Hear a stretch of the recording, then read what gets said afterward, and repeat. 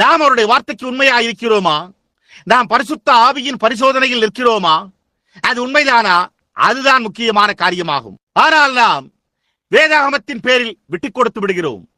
நம்முடைய பெந்தேகோஸ்தே ஜனங்களில் அநேகர் இந்த வேதாகமத்தின் அடிப்படை போதனைகளின் பேரில் விட்டுக் கொடுத்து விடுகிறார்கள். அங்கேயோ நான் உள்ளுணர்வுகளை புண்படுத்த விரும்பவில்லை. நான் என்னுடைய சொந்த சபையில் இருக்கிறேன். நான் என்ன உணர்கிறேனோ அதை அப்படியே என்னுடைய சபையில் என்னால் செயல்படுத்த முடியும். ஏனென்றால் நான் சுவிசேஷத்தை பிரசங்கித்துக் கொண்டிருக்கிறேன்.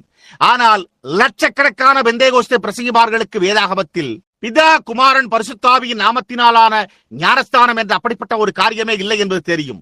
நான் பிதா குமாரன் பரிசுத்தாவியின் நாமத்தில் யாராவது எப்போதாவது எங்கேயாவது ஞானஸ்தானம் பெற்றார்களா என்று எனக்கு காண்பிக்கும்படிக்கு தலைமை பேராயிருக்க அல்லது எவருக்குமே சவாலிடுகிறேன். ஆனால் அவர்கள் விட்டுக் கொடுக்கிறார்கள்.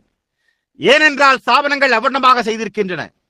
புதிய ஏற்பாட்டில் ஒரு நபரும் சரித்திரத்தின்படி 300 ஆண்டுகள் வரை இயேசு கிறிஸ்துவின் நாமத்தினாலே என்று வேறு விதமாய் ஞானஸ்தானம் பண்ணப்படவில்லை. அது என்ன? ஸ்தாபனம்.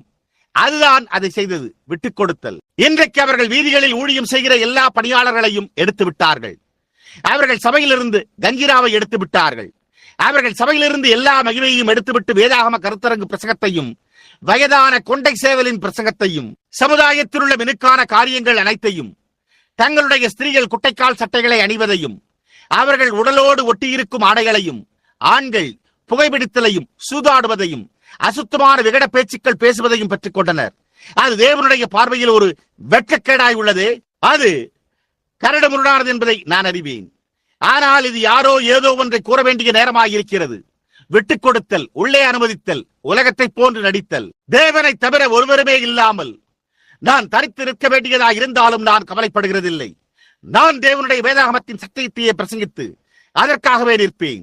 நான் மரிப்பதானாலும் நான் சத்தியத்திற்காக செய்யாமல் நிற்பேன். நிச்சயமாகவே நமக்கு சத்தியமே தேவை. நான் சபையின்படியா இல்லாமல் நான் அளவிட்டு பார்க்க விரும்புகிற தேவனுடைய வார்த்தையின்படியாகவே அளவிட்டு பார்ப்பேன். ஆனால் தெளிலாள், நீங்கள் கவனித்தீர்களா? சிம்சோனிடம் வல்லமை இருந்தது என்பதை அவள் அறியாதிருந்தாள். ஆனால் அந்த வல்லமை எங்கே இருந்தது என்பதை அவள் அறியாதிருந்தாள். அந்த வல்லமை என்னவா இருந்தது என்பதை அவளால் கூற முடியவில்லை. ஆனால் சிம்சோன் ஏதோ பெரிய வல்லமையினால் தரிப்பிக்கப்பட்டவனாய் இருந்தான். அவள் அதை கண்டறிய விரும்பினாள். மேலும் தெளிலாள், அவள் தன்னுடைய அழகை கொண்டு தொடர்ந்து நயந்து பேசி இணங்க செய்தாள். அவள் உண்மையாகவே பாலுணர்ச்சியை தூண்டும் விதமாகத்தான் உடை உடுத்திக் கொண்டாள். அவள் அவனுக்கு முன்பாக நடந்து அவள் இந்நாளின் வாலிபஸ்திரிகள் சிலரை போன்று குறும்புத்தனம் செய்தாள். மற்றவர்கள் ஏதோ ஒரு பொழுதுபோக்காக துகிலுரியும் காட்சியைப் போல நடிக்க விரும்பி சிம்சோன் தன்னிடம் மயங்கி கொஞ்சும்படியாக முயற்சித்தாள்.